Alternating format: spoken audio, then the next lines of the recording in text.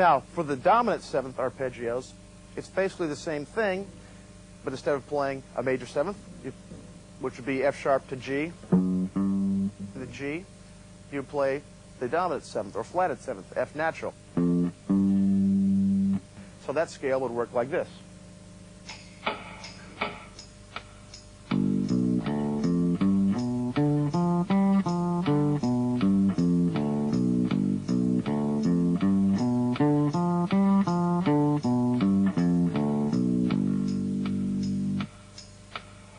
And on the C, dominant seventh arpeggio, basically the same idea.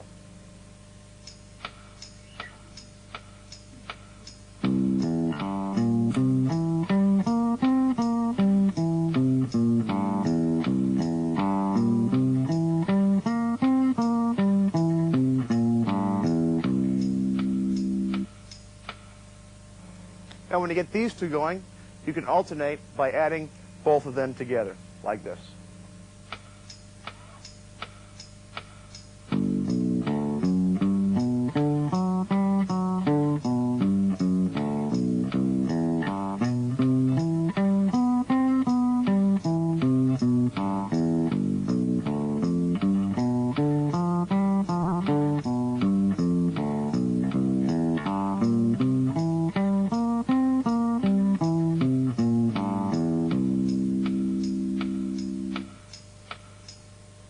So these are just a few things that I think you could use that might help to help you warm up.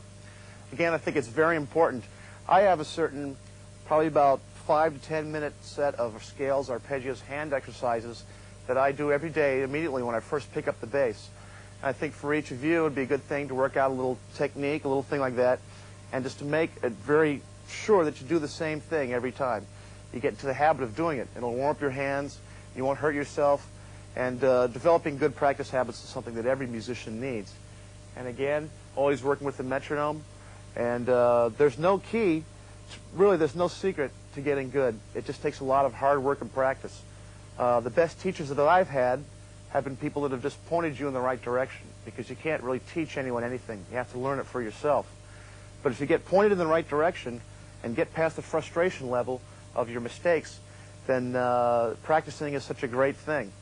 Because I think we're lucky in that, you know, you set yourself a goal. Like when I first started tapping, and I said I'm going to learn the Linus and Lucy Peanuts thing. And I thought to myself, boy, you know, when I learn that, I'm really going to have accomplished something. I'll have reached something. I'll have made it. Then when I learned to play that, I realized that it's just the tip of the iceberg to a whole new set of techniques. So practicing increases exponentially as you keep going.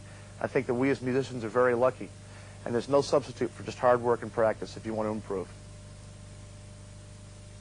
The next section of this tape is going to deal with harmonics. People have been playing harmonics for years and years.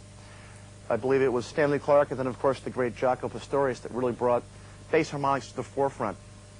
There are lots of different ways to play harmonics, from just the natural harmonics to pinched harmonics to false harmonics. I like to go over those and give a basic overview of them because I believe that it's something that every modern bassist should have a handle on how to play them.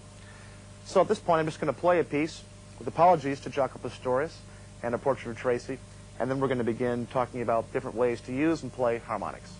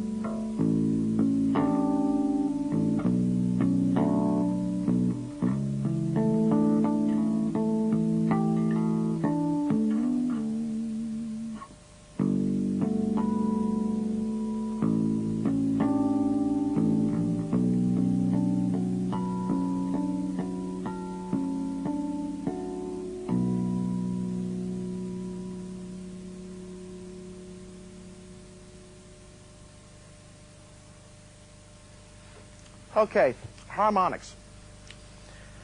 Basically, these are overtones of the strings. These are notes that you can play without actually fretting down or pushing down on the bass. Now, in theory, the way this works is between the bridge and the neck joint, halfway between is going to be the octave. So on your 12th fret, on the G string, if you play the G, but if you just put your finger a little bit on it and pluck the string, you're going to get the same note. So it's not playing it, it's actually just putting your finger a little bit on top of the string and playing the G. So there on the 12th fret, we have the natural octave, the D on the D string, the A on the A string, and of course, our old friend, the E on the E string. Now, halfway between this octave and the neck, in either direction, we're going to get the 5th. On this case, it's the same note you play. On the G, if you finger the D, the harmonic, which is right on the fret there, is going to be the D as well. Conversely, if you go between the 12th fret to the bridge, the D is going to be the same.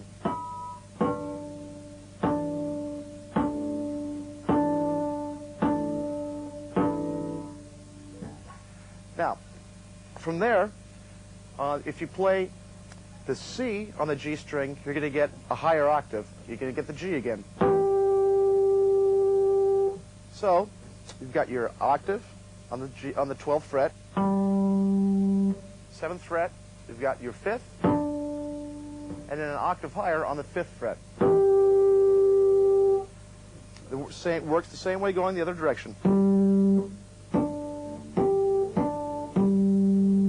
Now, if you play your 4th fret, which is going to be the B, this is all on the G string still, but it works the same, different chords in the other strings.